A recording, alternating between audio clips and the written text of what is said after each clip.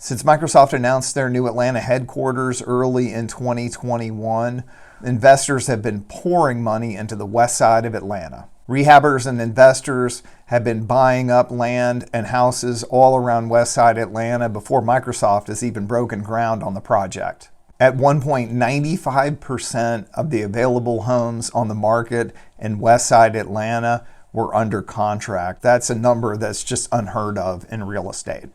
To give you an example of how far in advance people are factoring in this development into their investments, I was working with an investor and checking out some houses on the west side of Atlanta a couple of weeks ago. Well, we were looking at one of the most horrible houses I've ever seen. It was actually kind of frightening to walk through there, and I would not have been surprised to find a dead body in the house. But since it was so close to the Microsoft project, my client was really interested in it for the land alone, even if he had to tear the house down. And I said to him, the economy is softening. Microsoft recently announced that they're laying off 10,000 people. And, this project, number one, hasn't even broken ground. And number two, it's getting a lot of pushback from the community. And, frankly, they could hit the pause button on this thing at any time. Well, about 10 days later, boom, Microsoft announced that they'd put the whole project on hold. From the Atlanta Business Chronicle, Microsoft said it paused planning of the Atlanta campus because of company-wide changes in business priorities to cut costs amid worsening economic conditions. The corporation is cutting 5% of its overall workforce, or about 10,000 employees. Microsoft is not selling the land and intends to re-engage in planning efforts when expansion is warranted, a company spokesperson told the Chronicle. So what does this all mean for Atlanta's west side? Well, let me give you some background on Microsoft's proposal, how that all hooks into the Georgia Tech community, how the West Side community has been pushing back against the Microsoft proposal, and why this is still a pretty good time to be looking at West Side Atlanta. So in early 2021, Microsoft announced plans to make Atlanta its East Coast headquarters. They started buying up land around the city and the outlying suburbs. And the most significant chunk of land they bought was 90 acres on the west side of Atlanta in an area called Grove Park.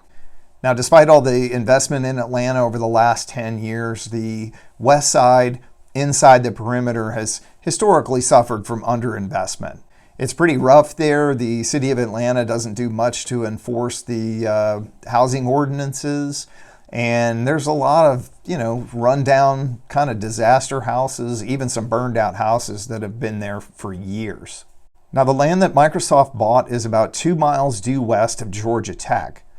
Georgia Tech has been instrumental in the growth of Atlanta over the last 20 years, especially in bringing all of these big technology companies to Atlanta. Microsoft would have direct access to Georgia Tech, all of the resources at Georgia Tech, and more importantly, all of the highly educated graduates of Georgia Tech. And as soon as Microsoft announced these plans for this new headquarters, the community started to push back. There are a lot of underserved communities on the west side of Atlanta, and the community leaders were very concerned about gentrification, especially based on the lessons that they learned from the Beltline. Now, if you aren't familiar with the Atlanta Beltline, I have a great video about it, and I will put a link in the description box below.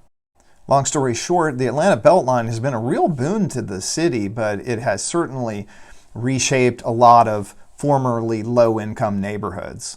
In terms of gentrification, the Beltline has been gentrification to the max. If an area was along the planned path, prices jumped and people were squeezed out.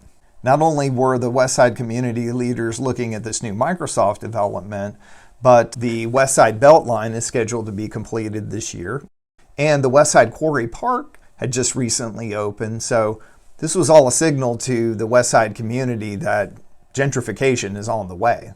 People started asking, can we manage this better than we did on the east side to make sure there's still some affordable housing available? Or is it just a foregone conclusion that everyone that currently lives here is going to be displaced? So the talks between the community and Microsoft were ongoing, and developers were continuing to pour money into the west side. And then all of a sudden, Microsoft pumps the brakes on this whole project. Microsoft is not selling the land, but the future of the project is certainly up in the air. So what does this all mean for investors? If you've been looking at the west side of Atlanta and considering an investment there, what's the deal? I think if you're looking at the west side of Atlanta, especially as a small investor, you definitely need to be thinking long term. For individual investors, I would be looking 5 years minimum, maybe even 10. The big Microsoft project may or may not ever get off the ground, especially when you have a lot of pushback from the community. But the reality is, so many things have already been set in motion that I think the transformation of Atlanta's west side is a matter of when, not a matter of if. It is going to happen. You have the west side Beltline is nearing completion, and you have this giant new west side quarry park, which is actually Atlanta's largest public park. And all of that, I think, has set the wheels in motion, and the train has definitely left the station. As I talked about in my Beltline video, the east side Beltline has transformed many of the neighborhoods that it runs through, and I can't imagine anything less happening on the west side. And as far as Microsoft goes, let's say in a few years they decide to stick a fork in that project and cancel the whole thing. I mean, they're still sitting on 90 acres of prime land that's directly adjacent to this whole west side quarry park. That's some prime real estate, and whether Microsoft develops it or some other company develops it, that's also going to happen. It's just a matter of time. Now, I don't think this will happen as quickly on the west side as it has on the east. On the east side, the Beltline runs through some of Atlanta's best neighborhoods: Ansley Park, Piedmont Park, Midtown, Virginia Highlands, Inman Park. These are communities that have been established for decades. There is some serious work to be done on the west side, but if Microsoft does go through with their plans and they build their headquarters there, that would create an economic engine that would be like a steamroller going through the west side. So this whole thing could happen much faster than I or anybody else might expect. So as always, if you're thinking of making the move to Atlanta or investing in Atlanta, please feel free to reach out. My contact information is in the box below. Love to talk to you. Thanks for watching.